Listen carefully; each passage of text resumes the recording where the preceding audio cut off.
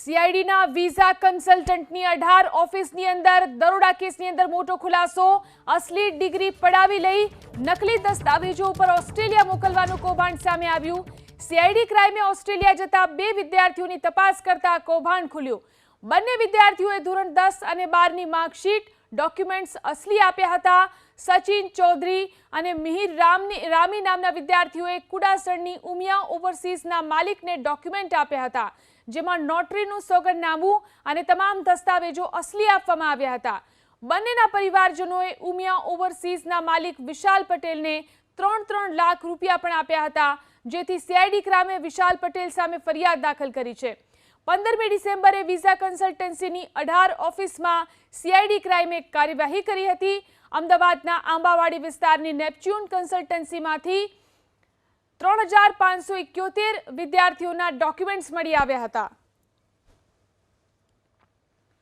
CID crime દ્વારા December 2023માં અલગ અલગ સ્થાનો પર રેડ કરવામાં આવી હતી। આ રેડ દરમિયાન અમદાવાદની નેપચ્યુન ઓવરસીઝ કન્સલ્ટન્સીમાં પણ કાર્યવાહી હાથ ધરવામાં આવી હતી। જે મામલે હવે સામે આવ્યું છે કે આ જે ફર્મ છે ત્યાંથી 3000થી વધારે વિદ્યાર્થીઓના જે દસ્તાવેજ છે એ મળી આવ્યા છે।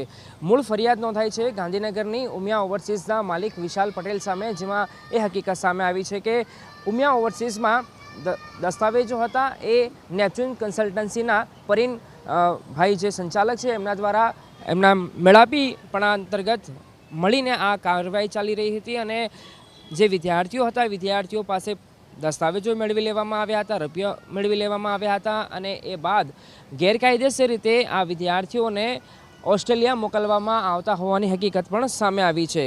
ડિસેમ્બર મહિનામાં આ કાર્યવાહી કરવામાં આવી હતી। અમદાવાદ, વડોદરા સહિત અલગ અલગ સ્થાનો પર કુલ 18 જગ્યા પર રેડ કરવામાં આવી હતી, જેમાં અમદાવાદના 4 થી 5 સ્થળો હતા કે જે ઓવરસીઝ કન્સલ્ટન્સી ફર્મ ચલાવતા હોય ત્યાં કાર્યવાહી થઈ હતી અને હવે જે ગાંધીનગરની ઉમિયા ઓવરસીઝના સંચાલક સામે ફરિયાદ નોંધાઈ છે તેમાં નેપચ્યુન કન્સલ્ટન્સીના જે પરિનભાઈ છે એમની જે મેળાવડો છે એ પણ સામે આવ્યો છે, એમનું નામ ખુલ્યું છે, જેના આધારે હવે આ પોલીસ ફરિયાદ દાખલ થઈ છે। પણ સૌથી મોટી વાત એ છે કે વિદ્યાર્થીઓ સાથે વિશ્વાસઘાત કરવામાં આવતો હતો અને એમની પાસેથી દસ્તાવેજો મેળવીને પૈસા પડાવવામાં આવતા હતા અને ગેરકાયદેસર રીતે વિદ્યાર્થીઓને વિદેશમાં મોકલવામાં આવી રહ્યા હતા, જેનો પર્દાફાશ સીઆઈડી ક્રાઇમ દ્વારા કરવામાં આવ્યો હતો। કેમેરા પર્સન અજય પાંડે સાથે અર્પિત દરજી, બીપીએસ સ્મિતા, અમદાવાદ।